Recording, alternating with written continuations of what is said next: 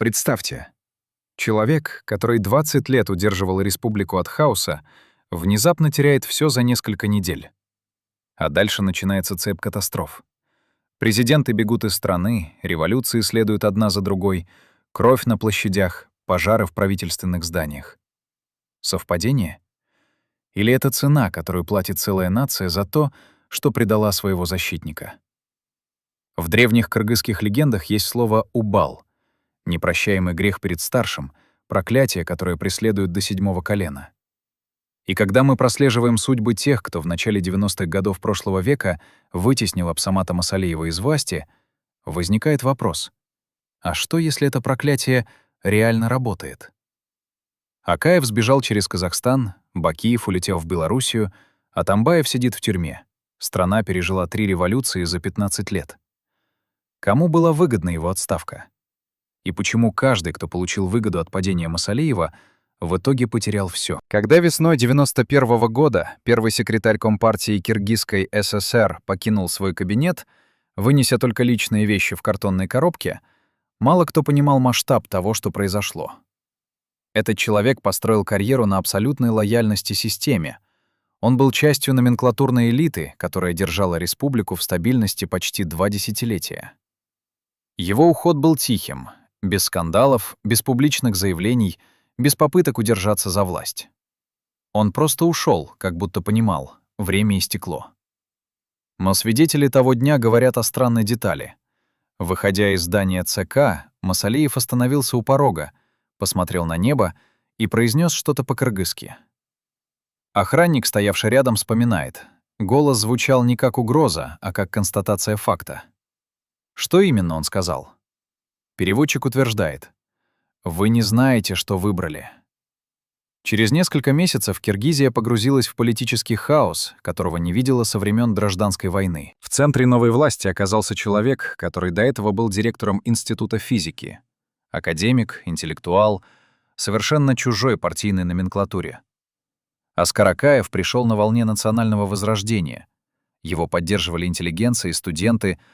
Он обещал демократию и рыночную экономику. Первые годы казалось, что выбор правильный. Республика получила независимость, появились новые институты, западные инвесторы начали вкладывать деньги. Но через несколько лет начались странности. Экономика вместо роста вошла в штопор. Коррупция достигла уровней, невиданных даже в советские времена. Клановые конфликты разорвали политическую элиту. И самое странное, каждый раз, когда Акаев пытался стабилизировать ситуацию, что-то шло не так. Реформы проваливались, союзники предавали, народ выходил на улицы. К началу 2000-х его рейтинг рухнул так низко, что даже близкие соратники открыто называли его худшим выбором в истории республики. Но настоящий ужас начался весной 2005 года, когда толпы людей штурмовали правительственный квартал в Бишкеке. Акаев находился в южной части страны, когда пришли первые сообщения о беспорядках. Он вернулся в столицу, надеясь взять ситуацию под контроль. Но то, что он увидел, не поддавалось логике. Тысячи людей на улицах, горящие здания, разбитые витрины, полная анархия. Силовики, которые должны были защищать режим, просто стояли в стороне и наблюдали. Позже стало известно, что многие из них получили инструкции не вмешиваться от неизвестных кураторов. Кто отдал эти приказы? Акаев до сих пор не знает ответа. Он сбежал из Киргизии через Казахстан, бросив семью, команду, все, что строил 15 лет. Первый президент независимой республики превратился в политического беженца.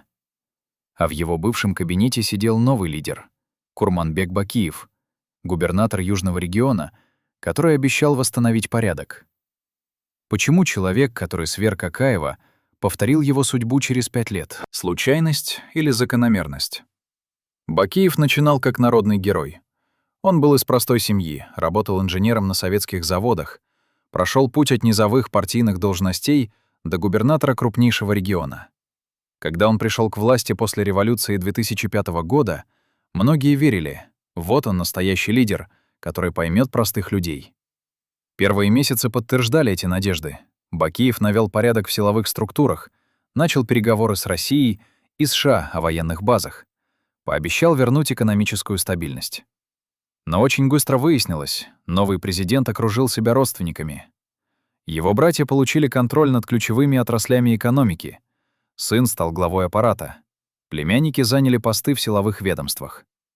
За 5 лет клан Бакиевых превратил Киргизию в семейное предприятие, где каждая государственная должность имела цену. И снова началось странное. Экономика не росла, несмотря на миллиарды долларов помощи от США и России. Коррупция вышла на уровень, когда даже судьи открыто торговали приговорами. Социальное напряжение росло с каждым месяцем, но Бакиев, казалось, не замечал опасности. Он строил дворцы, пока в регионах люди не могли купить хлеб.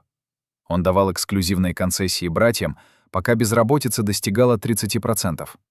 И когда весной 2010 года на улицы снова вышли тысячи людей, Бакиев повторил ошибку Акаева. Он попытался подавить протест силой. Только на этот раз кровь лилась реально. Десятки убитых, сотни раненых, город в огне. Бакиев сбежал на юг, потом в Белоруссию, где до сих пор живет в изгнании, опасаясь экстрадиции. Второй президент, свергнутый народом. Но почему именно так? Почему оба лидера, которые пришли после Мусалиева, закончили одинаково? Здесь начинается самое интересное. В кыргызской традиции есть понятие, которое трудно перевести на русский — убал. Это не просто грех или карма, это проклятие, которое накладывается на человека или род, если была совершена тяжкая несправедливость по отношению к старшему, к учителю, к тому, кто заслуживал уважения. Убал работает через поколение. Он разрушает не только виновного, но и всех, кто рядом. И если смотреть на историю Киргизии после Мусалиева через эту призму, возникает шокирующая картина. Каждый, кто участвовал в его отстранении, потерял все. Акаев в изгнании, Бакиев в изгнании. Их соратники либо в тюрьмах, либо убиты в клановых разборках, либо бежали из страны. А республика пережила 3 революции, десятки погибших, экономический коллапс, межэтнические конфликты. Совпадение? Или цена, которую страна платит за то, что неправильно поступила со своим лидером? Абсамат Мусалиев никогда не был святым. Он был советским партийным функционером, жестким администратором, человеком системы. Но есть свидетельство, что в последние годы своего правления он делал то, что другие республиканские лидеры не осмеливались. Защищал местных производителей от московских монополий, выбивал социальные программы для села, сопротивлялся планам закрытия заводов. Когда началась перестройка и центральная власть ослабла, Мусалиев оказался между двух огней. Москва требовала либерализации. Местные элиты хотели независимости. Народ просто хотел стабильности. Он пытался удержать баланс, но весной 91-го года стало ясно — удержать невозможно. Его соратники один за другим переходили на сторону новой власти. Московское руководство открыто поддерживало Акаева. Интеллигенция требовала демократических реформ. Мусалиев понял — время ушло. Но то, как он ушел, удивило всех. Он не цеплялся за власть, не организовывал репрессии против оппозиции, не пытался купить лояльность силовиков. Он просто собрал своих помощников и сказал: «Я сделал все, что мог. Теперь их очередь». Свидетели того разговора вспоминают. Голос был спокойным, почти отрешенным, как будто он уже понимал, что будет дальше. Один из помощников спросил: «Как мы будем жить без вас?» Мусалиев ответил: «Вы узнаете. Очень скоро вы все узнаете». Через 2 дня он освободил кабинет. А еще через полгода началось то, что местные называют «великим хаосом». Распад Союза, экономический коллапс, война в Таджикистане, волна беженцев, голод в горных районах.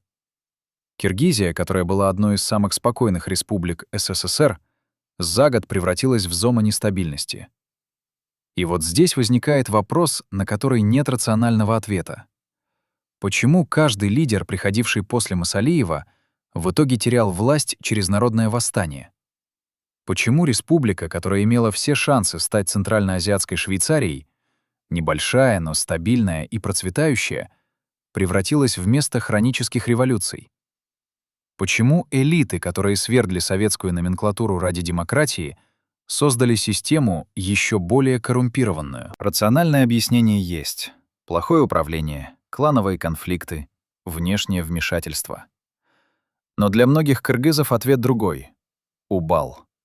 Проклятие за неуважение к старшему. Когда народ и элита отказались от человека, который при всех недостатках держал страну в мире, они запустили цепную реакцию саморазрушения. И эта реакция продолжается до сих пор. Сегодня Абсамата Масалиева помнят немногие. Молодое поколение знает только имена Акаева и Бакиева, лидеров, которые обещали свободу и принесли хаос. Но старики в кыргызских селах, когда разговор заходит о политике, качают головами и говорят: «Мы не должны были его отпускать. Он знал, как удерживать баланс. А мы выбрали красивые слова вместо реальных дел». Масалиев умер в тишине, без государственных почестей, почти забытой официальной историей. Но его тень висит над каждым президентским дворцом в Бишкеке. Каждый новый лидер, входя в кабинет, где когда-то сидел первый секретарь, чувствует — здесь что-то не так. Здесь витает что-то тяжелое, как будто воздух пропитан невысказанным предупреждением. Можно ли назвать это проклятием? С научной точки зрения — нет. Но если посмотреть на факты, на цепочку событий, на судьбы людей, возникает ощущение закономерности. Акаев обещал демократию, получил революцию. Бакиев обещал стабильность, получил кровавый бунт. Атамбаев обещал законность, сидит в тюрьме. Жаембеков обещал порядок, свергнут через год. За 30 лет независимости Киргизия сменила 6 президентов, пережила 3 революции, потеряла сотни жизней в межклановых столкновениях. И единственный период относительной стабильности — это 2 десятилетия, когда страной руководил человек, которого народ потом отверг. Ирония или предупреждение? Старейшины в горных аилах знают древнюю поговорку: «Кто не уважает отца, потеряет сыновей». Масалиев для своего поколения киргизов был именно отцом. Строгим, требовательным, не всегда справедливым, но удерживающим дом от разрушения. Когда дети решили, что могут обойтись без отца, дом рухнул. И теперь они живут в руинах, пытаясь понять, как так получилось. Почему свобода принесла хаос? Почему демократия обернулась диктатурой кланов? Почему каждый новый президент повторяет ошибки предыдущего? Ответ может быть прост. Потому что забыли урок. Забыли, что власть — это не только права, но и ответственность. Забыли, что народ — это не толпа на площади, а миллионы людей, которым нужны не лозунги, а хлеб, работа, безопасность. Забыли главное. Уважение к тому, кто был до тебя — это не слабость, это мудрость. Можно ли снять Убал? В кыргызской традиции есть ритуалы прощения, когда обидчик приходит к обиженному, признает вину, просит снять проклятие. Но Масалиев умер много лет назад, и некому больше прощать. Республика осталась один на один со своей историей, со своими ошибками, со своими революциями. И пока новые лидеры не поймут, проблема не в системе, не во внешних врагах, не в недостатке демократии, а в неуважении к собственному прошлому, цикл будет повторяться. Очередной президент придет к власти на волне протеста, пообещает перемены, окружит себя родственниками, обанкротит страну и сбежит, когда толпа ворвется во дворец. И снова на площади будут кричать «Свобода!», а через год снова будут стонать «Где порядок?». История Киргизии после Масалиева — это не просто политическая хроника. Это притча о цене неблагодарности. О том, что бывает, когда народ выбирает красивые слова вместо опыта, эмоции вместо разума, мечту вместо реальности. Масалиев не был идеальным лидером, таких не бывает.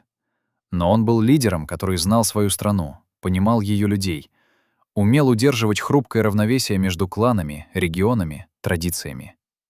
Когда его ушли, равновесие рухнуло, и теперь страна платит за это снова и снова, как будто попала в замкнутый круг саморазрушения. Разорвать этот круг можно только одним способом — признать ошибку. Сказать вслух: «Мы были неправы. Мы отказались от человека, который при всех недостатках держал страну в мире. И теперь мы расплачиваемся». Но кто из нынешних политиков осмелится произнести эти слова? Кто рискнет признать, может, проблема не в системе, а в нас самих?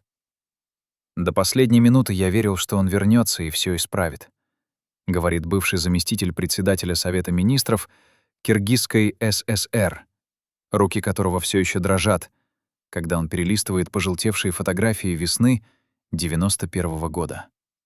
Этот человек провел рядом с Масалеевым почти 15 лет. Видел его в моменты триумфа и отчаяния, знал секреты, которые не попадали даже в закрытые партийные документы. Что именно он видел в те последние недели, когда система разваливалась на глазах?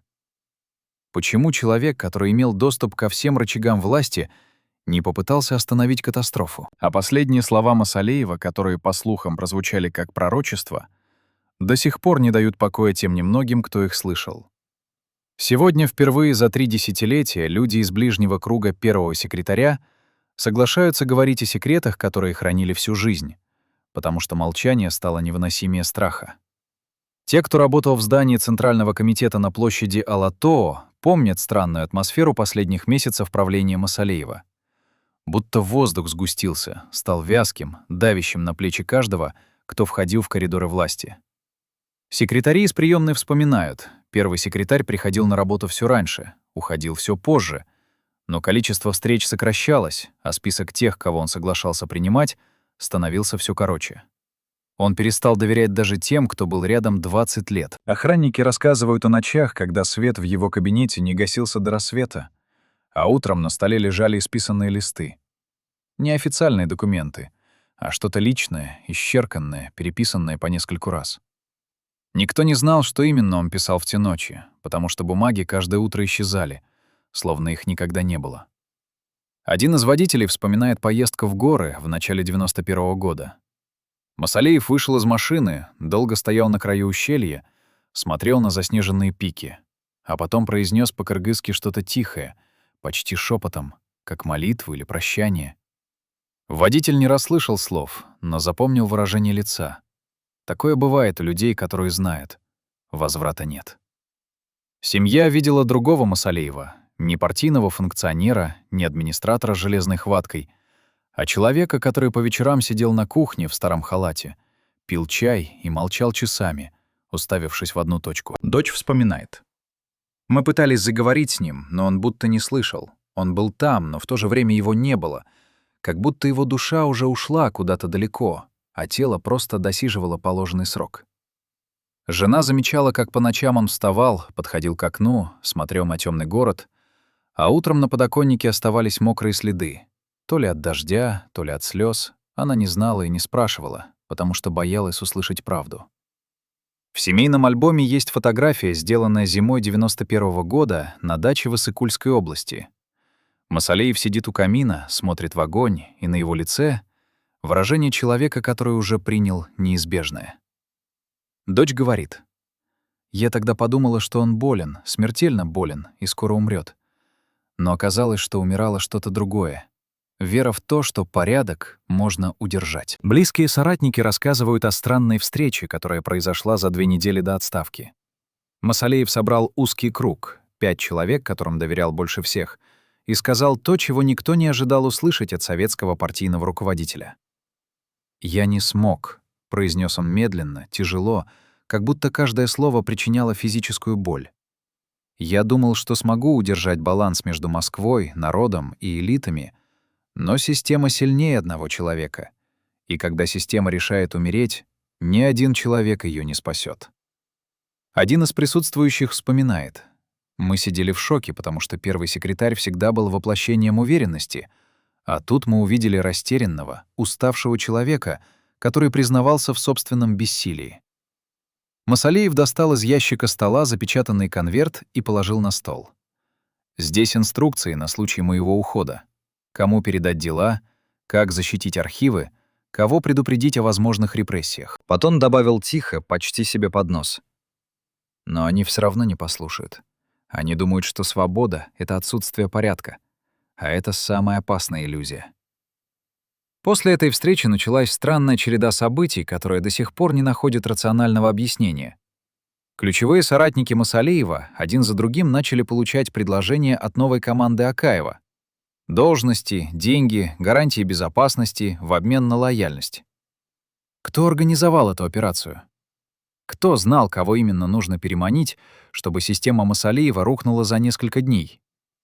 Один из тех, кто отказался переходить на сторону Акаева, рассказывает.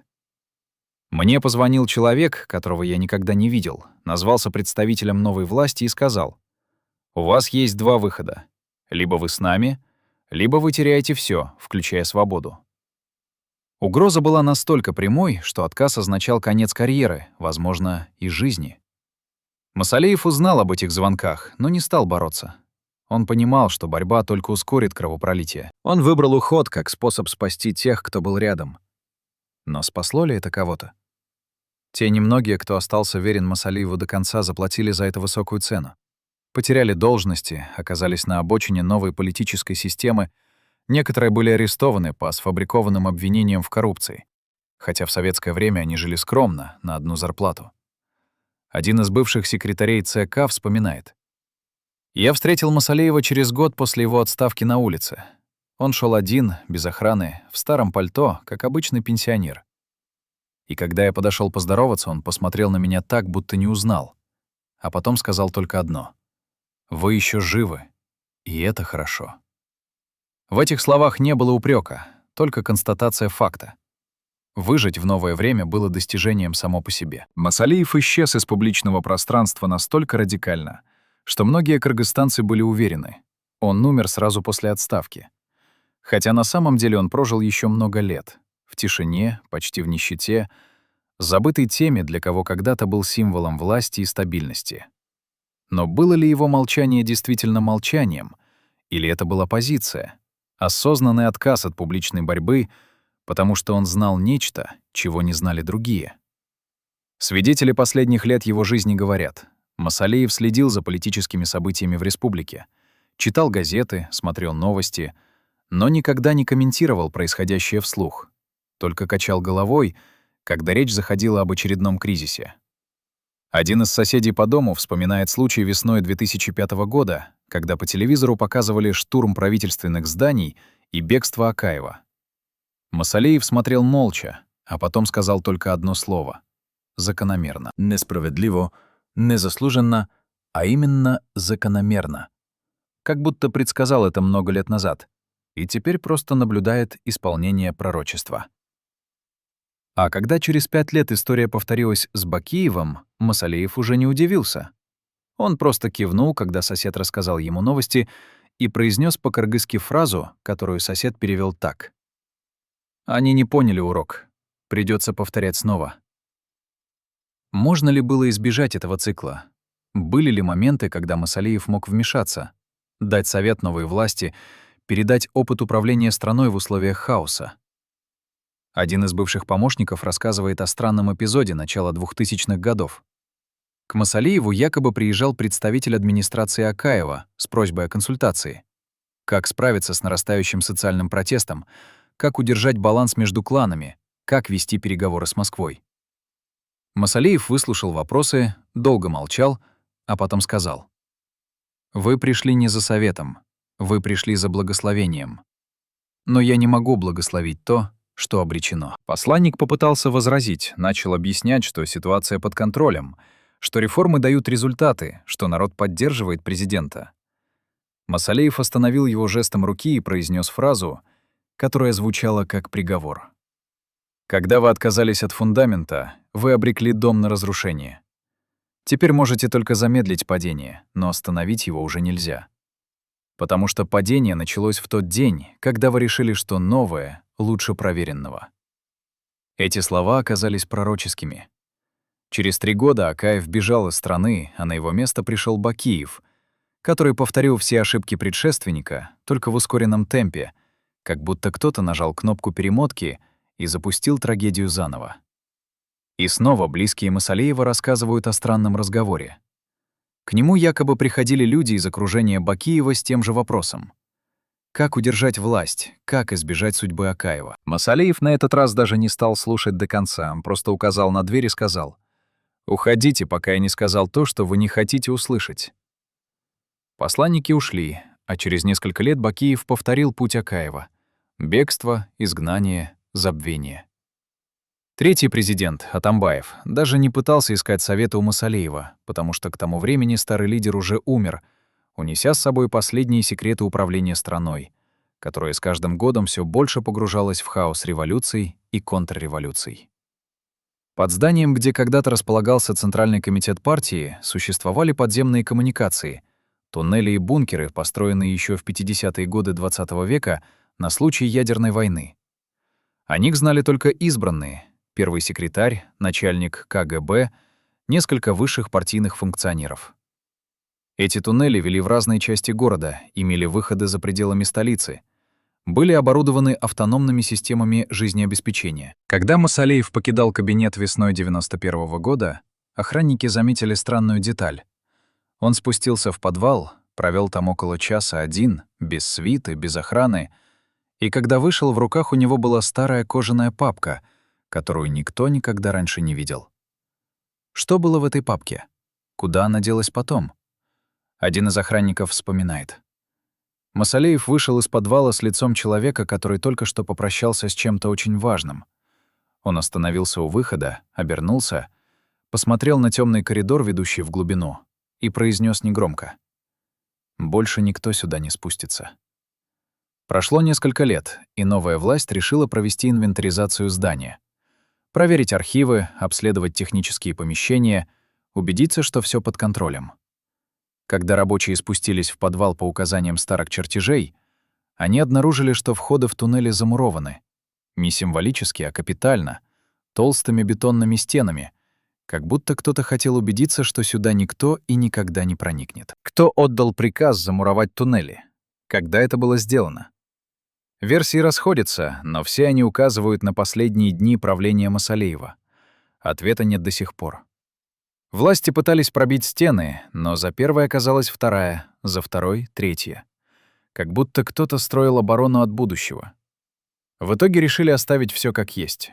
Туннели остались замурованными, их секреты похоронены в бетоне, и только старые чертежи в архиве КГБ напоминают, что когда-то под ногами новой власти существовал целый подземный мир, доступ к которому имел только один человек. Но самое странное произошло позже. Несколько человек из команды, которая проводила обследование подвалов, рассказывают о находке, которую официально никогда не регистрировали. В одном из помещений, перед замурованным входом, они нашли металлическую шкатулку, старую, советского производства, запертую на кодовый замок. Вскрыть ее на месте не удалось, шкатулку передали в администрацию президента, и после этого про нее никто больше не слышал. Что было внутри? Документы или записи? Ответа не существует. Шкатулка исчезла так же внезапно, как и появилась, оставив после себя только слухи. Один из рабочих, который держал шкатулку в руках, говорит: она была тяжелой, не как пустая, и когда ее трясли, внутри что-то глухо перекатывалось. Не бумаги, что-то более твердое. Возможно, кассеты с записями или металлические цилиндры для хранения секретных документов. Почему эту находку скрыли от общественности?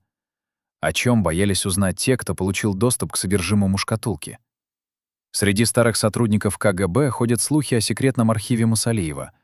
Досье, которое он вел лично, без посторонних, записывая туда информацию, которую не доверял даже спецслужбам.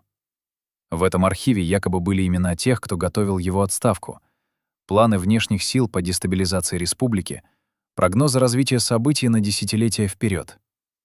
Если этот архив существует, где он сейчас? Уничтожен ли он вместе с замурованными туннелями или спрятан где-то в другом месте, ожидая своего часа? Бывший начальник одного из отделов КГБ, который работал с Мусалеевым в 80-е годы, говорит уклончиво: такие люди всегда оставляют страховку, документы, которые защищают их даже после смерти. Но где эта страховка, никто не знает. И, возможно, так и задумано, чтобы никто не знал. В последние годы жизни Мусалеев почти не выходил из дома. Принимал лишь самых близких, и те, кто его навещал, говорят: он изменился не только физически, но и внутренне, как будто пережил какую-то глубокую трансформацию. Он стал говорить о вещах, которые раньше никогда не обсуждал. О кыргызской истории, о древних традициях, о понятии чести и проклятия. Один из племянников вспоминает разговор, который произошел незадолго до смерти. Масалеев сидел у окна, смотрел на горы и внезапно сказал: «Когда человек нарушает убал, он запускает цепную реакцию, которая разрушает не только его, но и всех вокруг. И остановить эту реакцию может только признание ошибки. Но гордость не позволяет признавать ошибки, поэтому разрушение продолжается». Племянник не понял тогда, о чем речь. Но спустя годы, наблюдая за цепочкой революций и падений президентов, он вспомнил эти слова и понял. Дядя говорил о судьбе страны, которая отказалась от него. Почему Масалеев никогда не пытался вернуться в политику, хотя имел для этого все моральные основания и поддержку части населения, которая с ностальгией вспоминала времена стабильности? Почему он выбрал полное самоустранение, почти отшельничество, вместо борьбы за восстановление справедливости? Близкие говорят, он считал, что его время прошло, что новая эпоха требует новых людей, и его вмешательство только усложнит ситуацию. Но была ли это истинная причина, или он просто устал, разочаровался, потерял веру в возможность что-то изменить? Один из последних разговоров с журналистом, который случайно встретил Масалеева на рынке в начале 2000-х годов, запомнился фразой: «Я сделал, что мог, в то время, когда это было возможно. Теперь пусть другие делают свои ошибки и учатся на них, если способны учиться». Хотя история показывает, что люди редко учатся на чужих ошибках. Последние месяцы жизни Масалеев провел в почти полной изоляции, принимая только самых близких родственников. И те, кто видел его в это время, говорят, он будто готовился к чему-то, приводил дела в порядок, раздавал личные вещи, как будто знал, что время заканчивается. Он попросил кремировать тело и развеять прах над горами, без пышных похорон, без официальных речей, без превращения его смерти в политическое событие. Семья выполнила его волю. Похороны прошли тихо, почти тайно. И только узкий круг знал, когда и где это произошло. Государство не объявило траур. СМИ едва упомянули о смерти бывшего лидера, и для большинства кыргызстанцев этот день прошел незамеченным. Но старики в селах, услышав новость, качали головами и говорили по-кыргызски фразу, которая означает примерно следующее: «Когда уходит последний, кто помнит порядок, остаются только те, кто помнит хаос». Существует ли проклятие Масалеева на самом деле? Или это просто метафора, которой люди объясняют закономерные последствия плохого управления? С рациональной точки зрения, конечно, метафора. Но если посмотреть на биографии тех, кто активно участвовал в его отстранении, возникает странная статистика. Большинство из них закончили жизнь трагически или бесславно. Одни погибли в автокатастрофах при подозрительных обстоятельствах, другие были убиты в клановых разборках, третьи умерли от загадочных болезней, четвертые спились или сошли с ума. Из ближнего круга организаторов демократической революции 91 года практически никто не дожил до старости в спокойствии и достатке. Это статистическая случайность или действительно существует нечто, что кыргызы называют убал — кармическое наказание за неуважение к старшему, за предательство того, кто был отцом для целого поколения? Представьте, вы — один из 7 человек, знавших все о Масалиеве. Каждый медицинский секрет, каждый план на случай краха, каждое имя в списках тех, кому нельзя доверять. Вы провели рядом с ним десятилетия, видели его слабости, знали страхи, держали в руках документы, которые могли уничтожить целые кланы или спасти от репрессий. Теперь представьте, весной 91 года вам нужно выбирать между лояльностью человеку, который дал вам все, и собственным будущим в системе, которая стремительно меняет правила игры. Вы знаете, если останетесь с ним, потеряете должность, возможно, свободу, возможно, больше. Если предадите, получите гарантии новой власти, место в будущем, защиту для семьи. Март 91 года. 7 из ближайшего окружения первого секретаря получают звонки с одинаковым предложением. 5 соглашаются, 2 отказываются. Что заставило 5 изменить клятве, которую они давали 20 лет назад? И что случилось с ними потом? Этих людей в аппарате называли внутренним кругом, не публичные фигуры, не те, кто появлялся на трибунах или в новостях, а те, кто находился в тени, управлял процессами, знал реальное положение дел. Двое из них отвечали за связь с Москвой, один курировал силовые структуры, один управлял экономическим блоком, трое занимались кадрами и идеологией. Вместе они составляли невидимый скелет системы. И пока этот скелет держался, система могла функционировать даже в условиях внешнего хаоса. Масалеев доверял им настолько, что не ставил под сомнение ни одно их решение. Он знал, что эти люди думают так же, как он, понимают баланс сил, не позволят эмоциям затмить расчет. Но в феврале 91-го года началось странное. Один за другим члены внутреннего круга начали пропускать встречи, ссылаясь на болезнь, командировки, семейные обстоятельства. Масалеев не придавал этому значения. У каждого свои дела, люди устали, всем нужен отдых. Только в марте он понял — это не усталость, это бегство. Первым исчез куратор силовых структур. Человек, который 20 лет координировал работу МВД, КГБ, военных, обеспечивал баланс между различными ведомствами так, чтобы ни одно не получило слишком много власти. Он перестал отвечать на звонки, не появлялся в кабинете. А когда секретарь, наконец, нашел его дома, он сказал коротко: «Извините, я больше не могу». Не объяснил причину, не попытался оправдаться, просто констатировал факт, как врач, сообщающий о неизлечимой болезни. Через неделю он появился в команде Акаева на должности советника по безопасности. Второй ушел еще более странно. Написал письмо, оставил на столе в кабинете и исчез на несколько дней. А когда вернулся, уже работал в новой администрации, возглавляя экономический блок. В письме было всего несколько строк. «Я предан идее, а не человеку.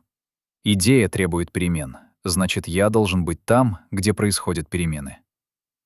Холодная логика, за которой скрывалась простая истина. Он выбрал будущее, а не прошлое. Масалеев прочитал письмо, сложил его в четверо, положил в карман и больше никогда не упоминал имя автора. За месяц внутренний круг сократился с 7 до 2 человек.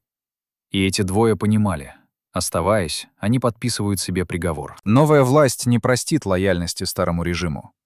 Их имена уже в списках тех, кого нужно изолировать или компрометировать. Но они остались, потому что для них лояльность была не сделкой, а принципом, отказ от которого означал потерю себя. Один из них — бывший заместитель по идеологии, старик, переживший войну, сталинские чистки, хрущевскую оттепель, брежневский застой, говорил Масалееву в последние дни. «Я видел, как рушатся системы, видел, как люди предают идеалы ради выживания, и каждый раз думал, что я не такой, что я устаю. И вот теперь проверка». Масалеев спросил: «И что, устоял?» Старик ответил просто: «Пока стою. Посмотрим, что будет завтра». Завтра он потерял должность, пенсию урезали наполовину, несколько лет его вызывали на допросы по надуманным обвинениям. Но он ни разу не пожалел о выборе. «Я сохраню лицо», — говорил он перед смертью. А они потеряли души. Почему 5 выбрали предательство, если система, которой они служили, давала им все: статус, благополучие, уважение? Рациональный ответ прост. Они увидели, что система умирает, и не хотели умирать вместе с ней. Они рассчитали риски, взвесили перспективы, поняли, что привязанность к одному человеку — роскошь, которую нельзя себе позволить в момент краха. Это был холодный профессиональный выбор людей, которые всю жизнь принимали решения, основываясь на расчете, а не на эмоциях. Но иррациональное объяснение другое. Они испугались. Испугались не тюрьмы, не потери должности, а чего-то более глубокого. Ощущение, что, оставаясь с Масалеевым, они окажутся на стороне истории, которая проиграла. А проигравших история не прощает, стирает их имена, превращает в пепел. Страх перед исторической неудачей оказался сильнее 20-летней лояльности. И когда Масалеев узнал о массовом бегстве своих ближайших соратников, он сказал только одно: «Они правы. Я бы на их месте сделал то же самое». Эта фраза потрясла тех двоих, кто остался. Как можно оправдывать предательство? Как можно понимать тех, кто в решающий момент выбрал сторону врага? Масалеев объяснил спокойно, без горечи, почти с отстраненной мудростью. Лояльность — это роскошь сильных. Когда система слабеет, лояльность становится самоубийством. И я не могу требовать от людей самоубийства. Он не осуждал предателей, не проклинал их, не планировал мести. Он просто принял предательство как неизбежную часть процесса распада, как врач принимает смерть пациента, которого невозможно спасти. Но означало ли это прощение? Или за внешним спокойствием скрывалось что-то другое? Понимание, что предатели запустили механизм, который разрушит их самих, что, убегая от краха старой системы, они обрекли себя на крах в новой. История подтвердила эту гипотезу с пугающей точностью. Из 5 предателей 3 погибли насильственной смертью в течение 10 лет. 1 спился и умер в нищете. 5 исчез бесследно после попытки бежать из страны с чужими деньгами. 2, кто остался верен, дожили до старости в бедности, но с чистой совестью. 1 из выживших предателей, бывший куратор экономического блока, который после 91 года сделал карьеру в бизнесе, разбогател на приватизации, стал одним из самых влиятельных олигархов Новой Киргизии, дал интервью незадолго до смерти. Журналист спросил: «Вы жалеете, что предали Масалеева?» Олигарх долго молчал, смотрел в окно, потом ответил медленно, подбирая слова: «Я не предавал человека. Я выбирал будущее. Но будущее оказалось не таким, как я думал. Я думал, что мы строим новую страну, а мы просто разрушили старую. И теперь, оглядываясь назад, я понимаю, мы потеряли больше, чем приобрели». Журналист спросил: «Что именно вы потеряли?» Олигарх посмотрел прямо в камеру и сказал тихо: «Стабильность. Мы потеряли стабильность, которую Масалеев удерживал 20 лет. И за 30 лет после него мы так и не смогли ее вернуть. Через полгода этот человек умер при загадочных обстоятельствах. Официально сердечный приступ, но близкие говорят, он просто не захотел жить дальше, осознав цену своего выбора». Что знал внутренний круг, чего не знаем мы? Какие секреты Масалеев доверял только этим 7 людям? Документы, которые они подписывали, решения, в которых участвовали, разговоры, которые слышали за закрытыми дверями. Все это кануло в небытие вместе с распадом системы. Архивы частично уничтожены, частично засекречены, частично вывезены в Москву после краха СССР. Но крохи информации, которые всплывают в мемуарах, интервью, случайных признаниях, рисуют картину, от которой становится не по себе. Внутренний круг знал о планах дестабилизации республики за год до событий, знал имена тех, кто финансировал оппозицию, знал маршруты, по которым в страну поступало оружие для будущих конфликтов. И они молчали. Не потому, что были трусами, а потому, что понимали, система обречена, и никакие предупреждения ее не спасут. Масалеев тоже знал и тоже молчал. Потому что альтернатива молчанию — это кровь. Много крови. Гражданская война, которая разорвет республику на части. Он выбрал тихий уход как меньшее зло, а внутренний круг выбрал предательство как способ выживания. Кто из них был прав?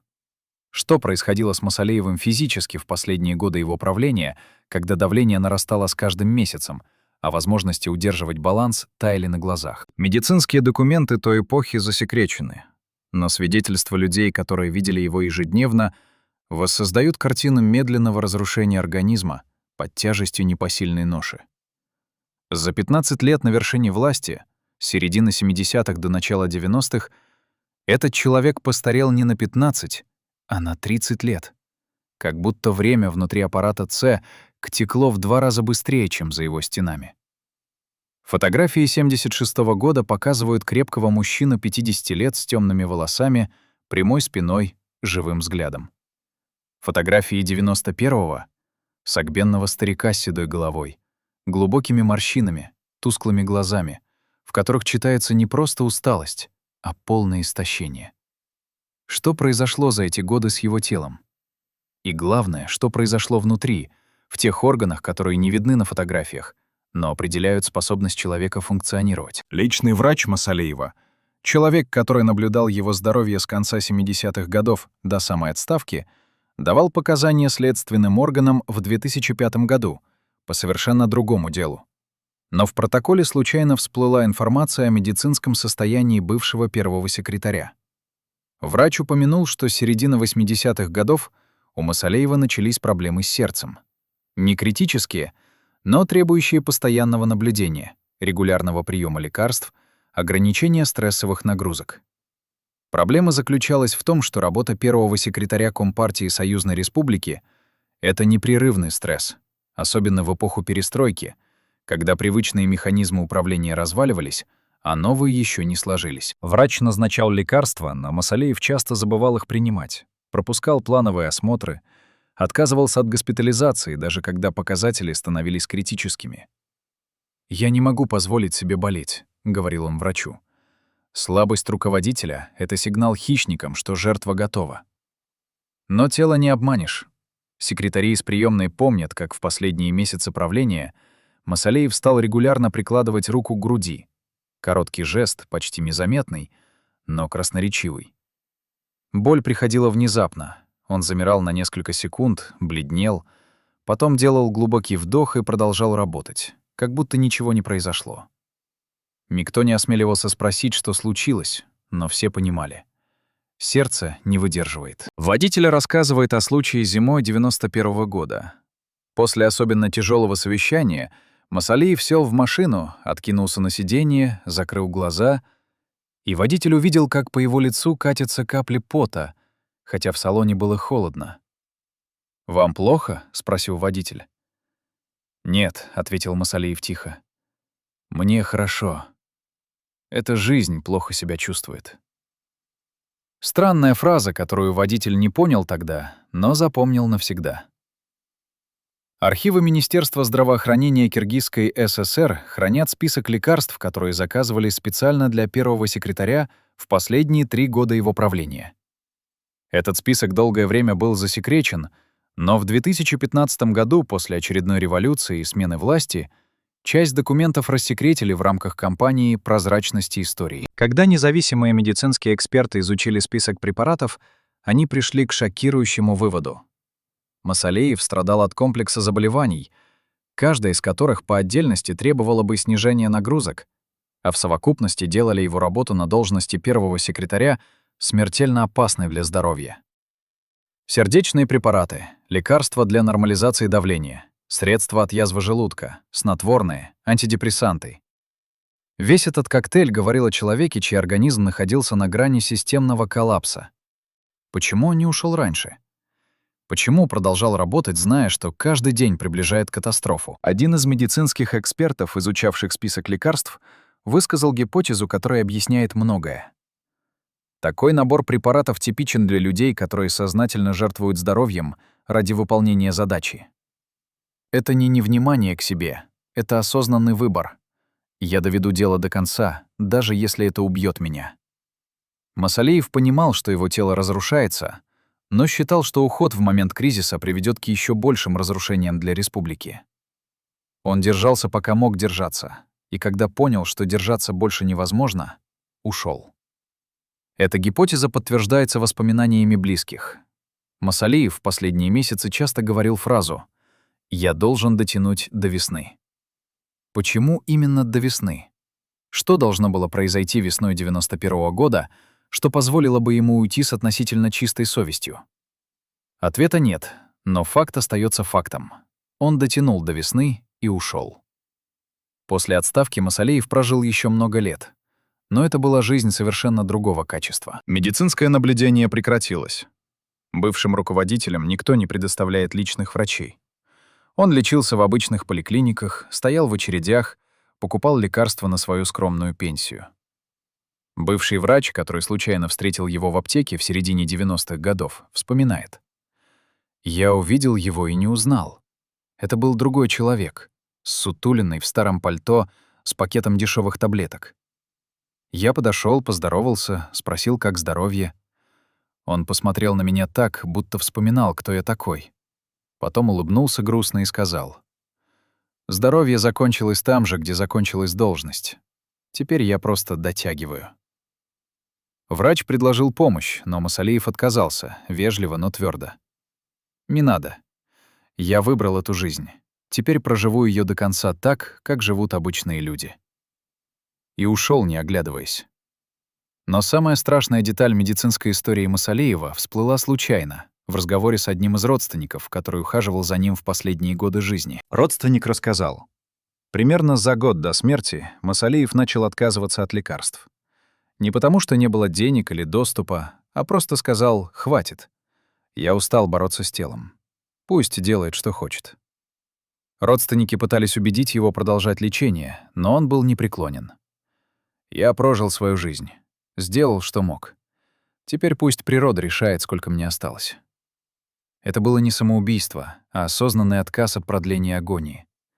Он перестал принимать сердечные препараты, лекарства от давления, обезболивающие. Организм начал отключаться системно, орган за органом.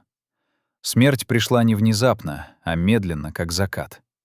И он встретил ее спокойно, почти с облегчением. В последние дни он почти не говорил, вспоминает родственник.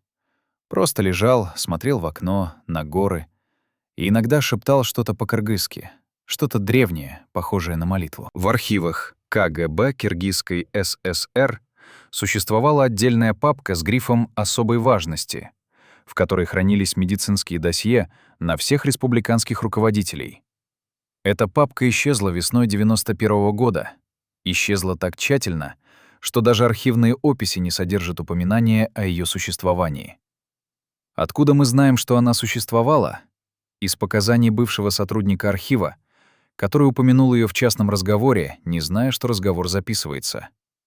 По его словам, в папке были не только диагнозы и списки лекарств, но и аналитические записки врачей о психофизическом состоянии руководителей, о том, как стресс влияет на их способность принимать решения, о признаках эмоционального выгорания или, наоборот, аномальной устойчивости. Масалееву был посвящен самый толстый раздел — более 200 страниц наблюдений за 15 лет. Что было в этих страницах? Какие диагнозы ставили ему врачи неофициально, а для внутреннего пользования спецслужб? И главное, почему эти страницы уничтожили именно весной 91 года? Словно кто-то не хотел, чтобы правда о его здоровье стала достоянием истории. Один из бывших сотрудников КГБ, который имел доступ к этой папке в 80-е годы, рассказывает уклончиво, опасаясь называть детали. Там была информация, которая объясняла многие его решения. Информация о том, как физическое состояние влияло на политическую линию, как хроническая боль меняла приоритеты, как страх смерти делал его более осторожным или, наоборот, более решительным в кризисные моменты. Это было досье не на политика, а на человека, и именно поэтому его уничтожили. Потому что оно делало миф живым, а живого труднее превратить в символ. Возможно, именно поэтому после смерти Масалеева не осталось медицинских документов, которые позволили бы историкам реконструировать реальное состояние его здоровья.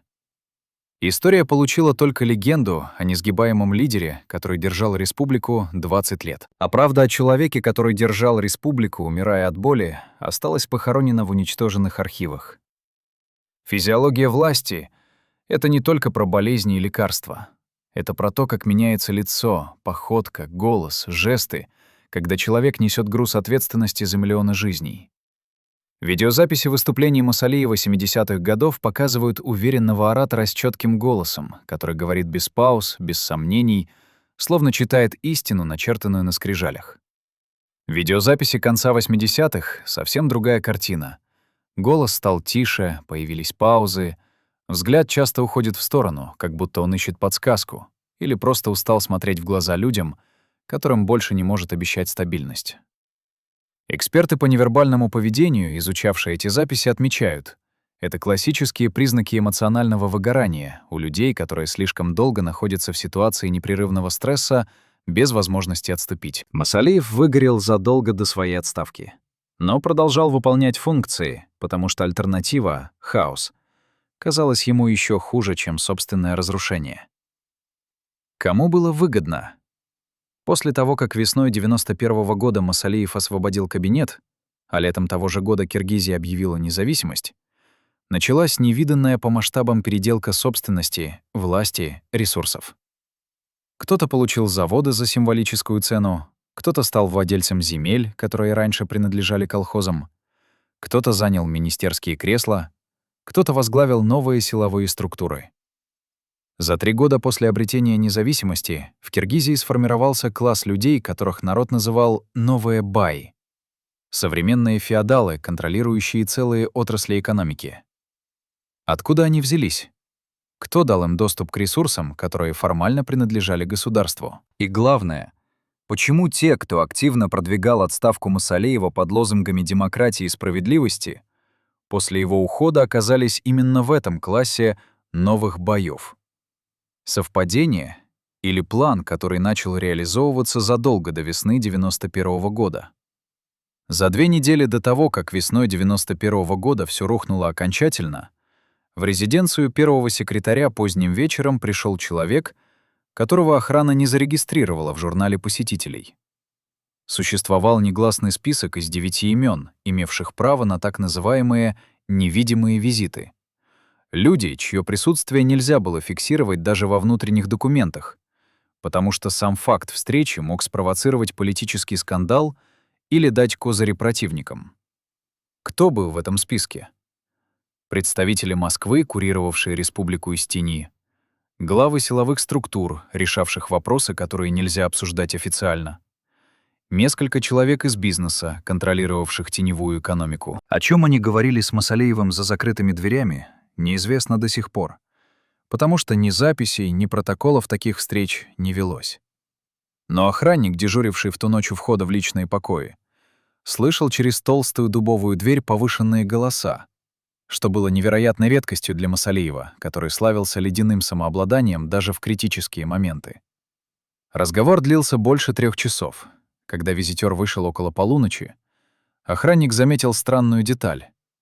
Лицо гостя было бледным, почти серым, как у человека, получившего страшную новость или ставшего свидетелем чего-то непоправимого. А Муссалиев остался в кабинете один. Не вызвал секретаря, не попросил чай, просто сидел в темноте, не включая свет. И охранник видел через щель в приоткрытой двери только силуэт у окна, неподвижный, застывший как статуя. Под утро первый секретарь вышел, и тот же охранник потом вспоминал. Выражение лица было таким, будто он узнал дату собственной смерти. Ни растерянность, ни гнев, ни отчаяние. Просто холодное, абсолютное знание неизбежного. Он прошел мимо охранника, не поздоровавшись. Спустился к служебной машине, сказал водителю только одно слово — «Домой». Больше он в резиденцию не возвращался. Кто был тем ночным визитёром? Что он сообщил Муссалиеву такого, что тот после 15 лет железной хватки принял решение уйти без борьбы? Версии расходятся, но все они сходятся в одном. Визитёр привез окончательный приговор, против которого бессмысленно было возражать. Это могло быть указание из Москвы, где уже решили, что союзные республики должны получить демократических лидеров вместо партийной номенклатуры. Это могла быть информация о готовящемся перевороте, который поддерживают силовики, и сопротивление приведет к крови. Или это было нечто совсем иное. Личная угроза, касающаяся не его самого, а его семьи, близких, тех, кого он не мог подставить под удар ради сохранения власти. Через 2 дня после той встречи один из членов внутреннего круга, который еще оставался формально лоялен Муссалиеву, получил странный звонок от незнакомого человека. Голос был спокойный, даже вежливый, но слова звучали как ультиматум. «У вас есть 48 часов, чтобы определиться. Либо вы переходите к нам и получаете должность в новой администрации, плюс гарантии безопасности для семьи. Либо остаетесь, и тогда через месяц начнутся проверки. Финансовые, служебные, уголовные. Мы найдем основания. Мы всегда находим». Звонивший не назвал имен, не упомянул организацию, но тон не оставлял сомнений. Это не блеф. Это система, которая уже запущена и работает по графику. Тот человек пришел к Муссалиеву поздно вечером, рассказал о звонке, ожидая совета, поддержки, плана контратаки. Муссалиев выслушал молча, потом спросил только одно. У тебя есть дети? 2 школьники. Тогда иди к ним. Забудь про меня. Спасай семью. Это был не совет. Это было освобождение от клятвы верности, последний акт милосердия лидера к своим людям. На следующий день этот человек позвонил по номеру, который оставил незнакомец, и сказал коротко: «Я согласен». Через неделю он уже работал в команде Акаева. Прожил 10 лет, заработал состояние на приватизации, потом погиб в автокатастрофе при обстоятельствах, которые следствие признало подозрительными. Но дело закрыли за отсутствием улик. А визитёр той ночи больше никогда не появлялся на публике. По одной из версий, это был куратор из КГБ СССР, который отвечал за мягкую зачистку руководства союзных республик. Не аресты, не репрессии, а просто замену старой гвардии на новые лица, приемлемые для эпохи перестройки. По другой версии, это был представитель теневых бизнес-кланов, которые хотели получить контроль над экономикой республики после приватизации. И Масалеев был препятствием, потому что понимал, отдать заводы, землю и ресурсы в частные руки без жесткого государственного контроля значит превратить страну в феодальные владения новых баев. Есть и третья версия, самая мрачная. Визитёр привез доказательства того, что ближайшие соратники Масалеева уже договорились с новой властью, и сопротивление приведет лишь к тому, что его самого обвинят в государственной измене, арестуют, проведут показательный процесс. Какая версия верна? Мы не знаем и, вероятно, никогда не узнаем, потому что все участники той встречи либо мертвы, либо молчат. Но факт остается фактом. После той ночи Масалеев перестал бороться и начал готовиться к уходу, как капитан, который понимает, что корабль тонет, и остается только успеть эвакуировать команду. Но было среди ближнего окружения одно имя, которое никто не ожидал увидеть в списке предателей. Потому что этот человек был не просто соратником, а почти родственником для Масалеева. Тот, кого он вытащил из безвестности, продвинул по карьерной лестнице, доверял секреты, считал своим преемником, если когда-нибудь придёт время передавать власть. Познакомились они ещё в 60-е годы XX века, когда Масалеев был секретарем обкома, а будущий предатель — молодым инженером на одном из строек. Талант, энергия, умение решать проблемы нестандартно. Всё это заметил Масалеев и решил — этот человек нужен системе. Через 10 лет молодой инженер стал заместителем председателя Госплана Республики. Еще через 5 — членом Политбюро. Одним из ключевых людей, принимавших стратегические решения. Они работали в тандеме почти 20 лет. И казалось, что между ними существует не просто служебная связь, а что-то более глубокое. Общее понимание того, как устроена власть, как удерживать баланс, как жертвовать малым ради большого. Масалеев планировал через несколько лет передать ему пост первого секретаря, уйти на пенсию с чувством выполненного долга. Республика останется в надежных руках. Но в феврале 91 года этот человек исчез из поля зрения Масалеева. Не ответил на несколько звонков, пропустил важное совещание, а когда, наконец, появился в кабинете, выглядел так, будто принял тяжелейшее решение и теперь пришел его озвучить. Разговор был коротким. «Я ухожу», — сказал он без предисловий. Масалеев не сразу понял. «Куда уходишь?» «От вас». «Какаеву». «Мне предложили пост вице-премьера в новом правительстве». И я согласился. Пауза была долгой, невыносимо долгой. Потом Масалеев спросил тихо: «Почему?»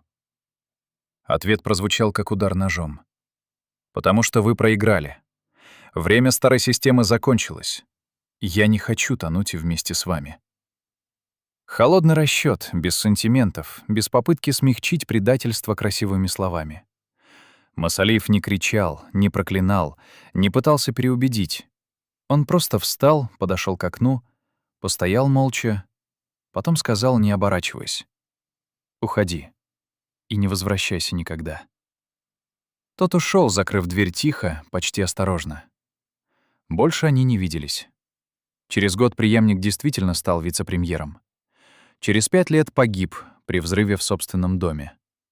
Следствие назвало это бытовой трагедией.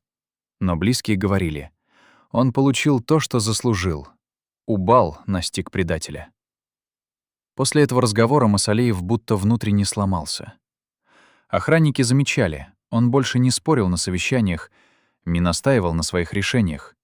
Просто кивал, когда другие предлагали варианты, как будто происходящее его уже не касалось. Секретарь вспоминает странный эпизод. Масалеев попросил принести из архива личное дело того самого преемника. Полистал его долго, задумчиво, потом сказал вслух, будто разговаривая с невидимым собеседником. «Я дал ему все, а он даже не попытался объяснить по-человечески. Просто констатировал. «Ты проиграл, я ухожу к победителям». Секретарь не знала, что ответить, промолчала. Масалеев закрыл папку, передал ей обратно. «Уничтожь это дело. Пусть архив не хранит память о предателях». Приказ выполнили. Дело исчезло из картотеки, как будто этого человека никогда не существовало в истории Масалеева. Но память осталась.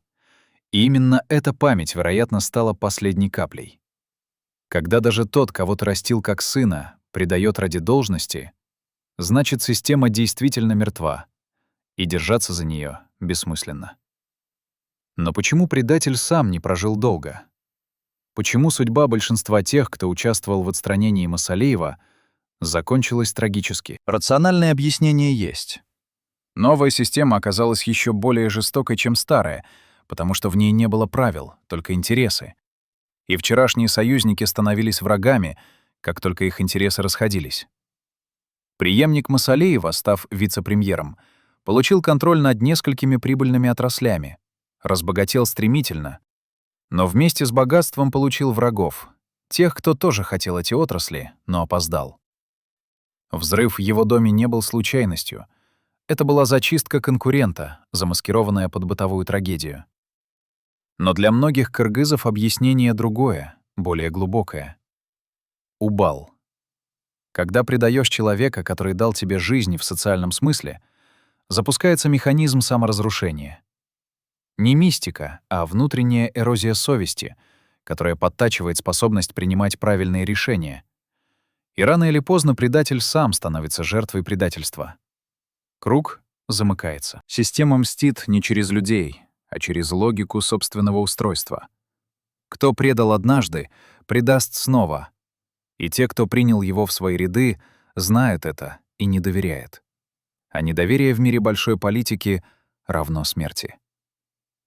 24 марта 1991 года началось как обычное воскресенье. Масалеев проснулся в 7 часу утра в своей квартире, выпил чай, просмотрел газеты, хотя новости уже не удивляли. Везде писали о неизбежности перемен, о необходимости обновления руководства, о том, что старая партийная гвардия должна уступить место новому поколению. Жена заметила, он читал молча, не комментировал, не раздражался, как раньше, когда натыкался на несправедливую критику. Просто листал страницы механически, будто выполнял привычный ритуал, который уже потерял смысл. В 10 утра позвонил один из немногих оставшихся соратников. Сказал коротко: «Сегодня вечером собирается пленум. Неофициально. Будут голосовать». Масалеев спросил спокойно: «О моей отставке?» «Да». «Сколько против меня?» «Все, кроме 2. «Понятно, спасибо». Повесил трубку, сидел несколько минут неподвижно, потом сказал жене тихо, почти шепотом: «Всё, закончилось». Она не спрашивала, что закончилось, поняла сразу. Он встал, оделся, попросил водителя подать машину. «Куда едем?» — спросил водитель. «В ЦК, последний раз». Дорога до здания Центрального комитета заняла 15 минут.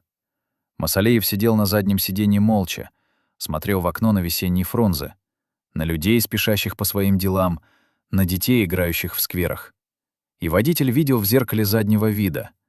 Выражение лица было странным. Не печальным, не гневным, а отрешенным, как у человека, который уже мысленно покинул этот мир и наблюдает его со стороны. Когда подъехали к зданию, охрана приветствовала как обычно. Но Масалеев не ответил на приветствие. Прошел мимо, поднялся в свой кабинет на 3-м этаже. Секретарь встретила его удивленно. «Вы же сказали, что сегодня выходной». «Передумал. Мне нужно забрать кое-какие вещи». Она не стала расспрашивать, вышла, закрыв дверь. Масалеев остался один в кабинете, где провел последние 15 лет. Сел за стол, провел ладонью по полированной поверхности, открыл ящики один за другим, доставая бумаги, фотографии, записные книжки. Что он искал? Или просто прощался? Через час он вышел с картонной коробкой в руках. В ней лежали личные вещи, несколько книг, фотографии с семьей, старая авторучка, подаренная еще в 60-е годы, блокнот с заметками, которые теперь никому не пригодятся. Больше ничего. Секретарь спросила осторожно: «Вы уходите?» Масалеев остановился, посмотрел на нее долго, потом сказал медленно: «Я ушел давно. Просто не все это заметили». Вышел из кабинета, не оглянувшись. Спустился по лестнице, прошел через фойе, где на стенах висели портреты руководителей республики всех времен, остановился у выхода, обернулся, посмотрел на здание изнутри последний раз. Охранник, стоявший у двери, вспоминает. Масалиев поднял голову, будто смотрел не на потолок, а в небо, и губы беззвучно шевелились, как будто он произносил молитву или проклятие. Потом вышел на улицу, сел в машину, сказал водителю коротко «домой» и больше сюда не приезжаем. Водитель кивнул молча, завел машину. Масалиев в последний раз посмотрел на здание ЦК через заднее стекло, и водитель поклялся бы, по щеке первого секретаря скатилась слеза. Одна единственная, которую тот даже не вытер. Вечером того же дня, когда уже стемнело, в квартиру Масалеева позвонили по телефону. Жена подняла трубку, голос на том конце представился. «Секретариат ЦК. Передайте товарищу Масалееву. Пленум принял решение освободить его от должности первого секретаря в связи с переходом на другую работу. Официальное уведомление будет завтра». Жена молча положила трубку, подошла к мужу, который сидел в кресле у окна, смотрел на огни города. Рассказала. Он не удивился, не возмутился, просто кивнул. Так и должно было быть. Помолчал, потом добавил тихо, почти про себя. 20 лет я держал эту республику от развала. Теперь пусть попробуют они. Посмотрим, сколько продержится. Жена села рядом, взяла его за руку. Сидели молча до полуночи. А утром началась новая жизнь. Жизнь бывшего лидера, который за одну ночь превратился в никого. 25 марта 1991 года газеты вышли с коротким сообщением на второй странице. Пленум ЦК Компартии Киргизской ССР освободил от должности первого секретаря товарища Масалиева А.М. в связи с переходом на другую работу. Никаких подробностей, никаких объяснений, никаких благодарностей за многолетнюю службу. Формальная строчка, которую большинство читателей пропустили, не придав значения. Народ в те дни был занят другим. Начался ажиотаж вокруг выборов президента. Все говорили о новой эре, о демократии, о том, что наконец-то республика станет свободной. Масалеев превратился в призрак прошлого, о котором неудобно вспоминать, потому что он символизировал то, от чего все хотели уйти. Но те немногие, кто действительно знал, как устроена власть, понимали. Убирая Масалиева, убирают не просто человека, а последнюю преграду перед хаосом. Один из бывших министров позвонил ему в тот день, выразил поддержку, попытался утешить.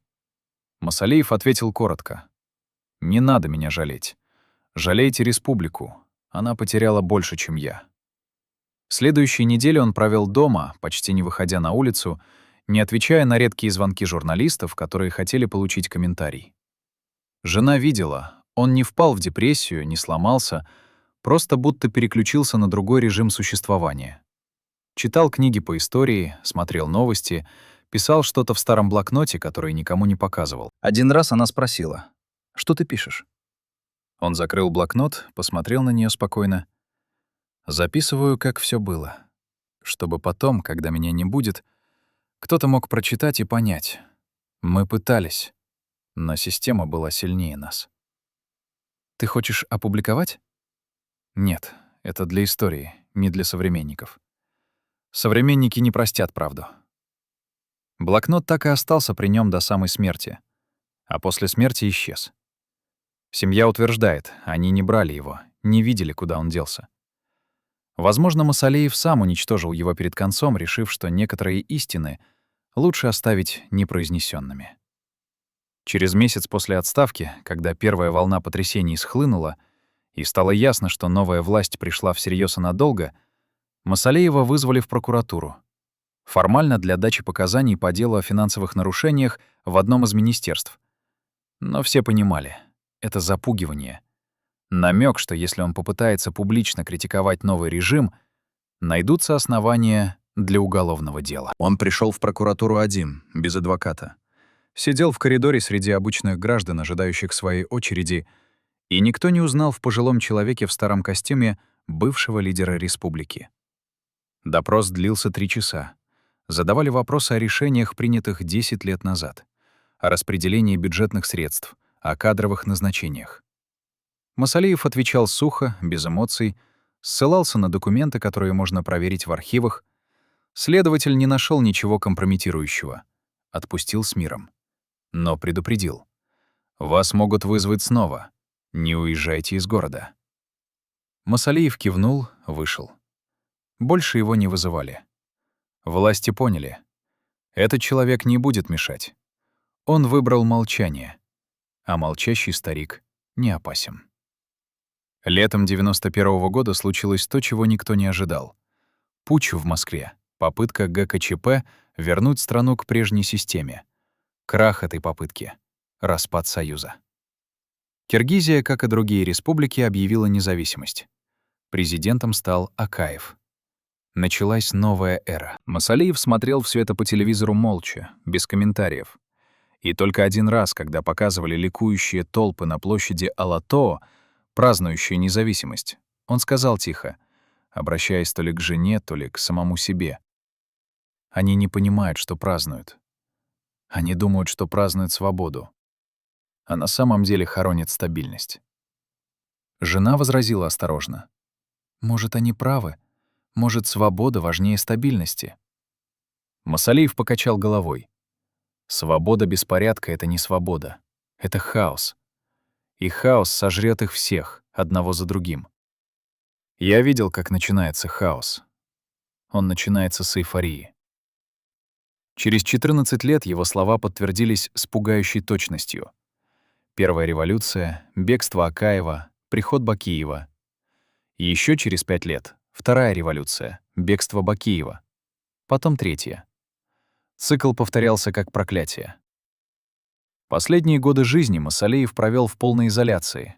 Государство не преследовало его, но и не помнило. Пенсию платили маленькую, как обычному партийному работнику, без учета 20 лет на вершине власти. Он жил скромно, почти бедно, в двухкомнатной квартире на окраине Бишкека. Принимал редких гостей, не давал интервью, не писал мемуаров. Соседи видели его иногда на прогулках, сутулого старика в старом пальто, который медленно шел по парку, опираясь на трость. Садился на скамейку, долго смотрел на горы. Один из соседей, который не знал, кто этот старик, как-то разговорился с ним, спросил: «Вы местный?» Масалеев улыбнулся грустно. «Я здесь всю жизнь, но теперь чувствую себя гостем в собственной стране». Сосед не понял, о чем речь. Решил, что старик просто ворчит, как все старики. А Масалеев имел в виду другое. Страна, которую он знал, умерла. И он живет в другой стране, с другими людьми, с другими правилами, где его опыт, знания, понимание не нужны никому. Перед самой смертью Масалеев попросил родственников привезти его в горы, в родное село, где провел детство. Семья выполнила просьбу. Он сидел во дворе старого дома, смотрел на заснеженные пики, на которые смотрел 60 лет назад. И лицо его было спокойным, почти умиротворенным. Племянник спросил: «Дядя, вы жалеете о чем то?» Масалеев долго молчал, потом ответил медленно: «Я жалею, что не смог объяснить людям. Стабильность — это не тюрьма. Это фундамент, на котором строится все остальное. Без фундамента дом рухнет, неважно, какие красивые стены ты возводишь. Мы дали им фундамент. Они разрушили его ради красивых стен и теперь живут в руинах. Племянник не нашелся, что ответить. Масалеев добавил тихо. Но, может, так и должно было быть. Может, каждое поколение должно совершить свои ошибки, чтобы понять цену того, что имело. Через несколько недель его не стало. Похороны прошли тихо, без государственных почестей, без официальных речей. Семья развеяла прах над горами, как он просил. Ветер унес пепел, и вместе с ним ушла последняя память о времени, когда республика была стабильной, предсказуемой, скучной, но безопасной. Что случилось с теми, кто пришел после Масалеева? История следующих 30 лет напоминает мрачную сказку, где каждый герой, севший на трон, повторяет судьбу предшественника. Как будто существует невидимый сценарий, от которого невозможно отклониться. Акаев правил 14 лет, обещал демократию, построил олигархию, сбежал через Казахстан в Россию, когда толпа штурмовала его резиденцию. Бакиев правил 5 лет, обещал справедливость, создал семейный клан, бежал в Белоруссию после кровавых столкновений на площади. Атамбаев правил 5 лет, обещал законность, арестовал предшественников, сам оказался за решеткой, обвиненный в коррупции. Жээнбеков правил год, обещал стабильность, ушел под давлением Третьей революции. Каждый из них приходил к власти на волне народного гнева против предыдущего. Каждый обещал исправить ошибки. Каждый в итоге повторял те же ошибки, только в более сжатые сроки. Как будто время ускорялось, а цикл становился все короче. Семья Масалеева после его смерти рассеялась. Дети уехали за границу, внуки выросли, не зная толком, кем был их дед, потому что о нем не писали в учебниках, не снимали фильмов, не ставили памятников. Он стал призраком истории. Упоминание в справочниках, строчка в хронологии событий, имя, которое ничего не говорит молодому поколению. А между тем, именно его правление было самым долгим и стабильным за всю историю независимой Киргизии. 20 лет без революций, без массовых протестов, без кровопролития на площадях. 20 лет медленного, но устойчивого развития, когда люди знали, что будет завтра, когда заводы работали, зарплаты платили вовремя, границы были спокойными. Скучное время, о котором не пишут романов, но именно скучное время — это и есть счастье для обычных людей, которым не нужны великие потрясения, а нужны просто безопасность и предсказуемость. Предатели, те 5 из внутреннего круга, кто в марте 91-го года выбрал карьеру вместо лояльности, почти все закончили трагически. Один погиб в автокатастрофе при подозрительных обстоятельствах. Другой был застрелен неизвестными в подъезде собственного дома. Третий умер от инфаркта в 45 лет, хотя до этого был абсолютно здоров. Врачи разводили руками, говорили о внезапной остановке сердца, но близкие шептались. Убал взял свое. Четвертый обанкротился за 1 год, потерял все: должность, деньги, репутацию, спился и умер в нищете, забытый всеми, кто когда-то называл его другом. Пятый прожил дольше остальных, дотянул до 70, но последние 10 лет провел в психиатрической клинике, мучимой галлюцинациями. Он видел Масалеева каждую ночь, стоящего у изножья кровати, молчаливого, с укоряющим взглядом, и кричал медсестрам: «Уберите его! Скажите ему, что я не хотел. Меня заставили». Врачи списывали это на старческую деменцию, но санитары, работавшие в ночную смену, клялись. Когда пятый кричал, в палате становилось холодно. Как будто кто-то действительно присутствовал там, невидимый, но осязаемый. Можно сказать, что все это совпадение, статистика, случайность. 5 человек — слишком маленькая выборка для выводов о проклятиях и возмездии. Но в Кыргызстане знают, Убал — это не мистика. Это закон причины и следствия, записанный в социальной ткани общества. Когда предаешь того, кто дал тебе жизнь, карьеру, имя, ты нарушаешь базовый договор, на котором держится любая власть. Договор о верности в обмен на покровительство. И когда ты показываешь, что этот договор ничего не значит, что ты готов разорвать его в любой момент ради выгоды, ты запускаешь механизм разрушения не только для того, кого предал, но и для себя. Потому что если ты предал однажды, предашь снова. И новые покровители знают это. Они используют тебя, пока ты полезен, а потом избавляются. Потому что предателю нельзя доверять. Круг замыкается. Убал срабатывает не через мистику, а через логику человеческих отношений. Сегодня в Бишкеке нет памятника Масалиеву, нет улицы, названной его именем, нет музея, где хранились бы его личные вещи. Официальная история обходит его молчанием, как неудобную страницу, которую лучше перевернуть и не возвращаться. Но в горных селах старики все еще помнят. Они рассказывают внукам о временах, когда была стабильность, когда можно было планировать будущее, когда власть была жесткой, но предсказуемой. И внуки слушают с недоверием, потому что не могут представить такую Киргизию. Без революций, без переворотов, без постоянного ощущения, что завтра все может измениться. Для молодого поколения хаос стал нормой. Стабильность — это сказка, которую рассказывают старики.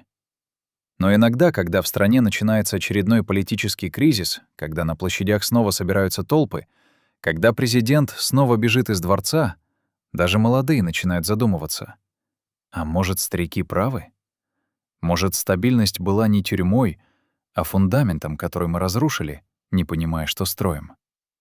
Проклятие Масалиева — реальность или метафора?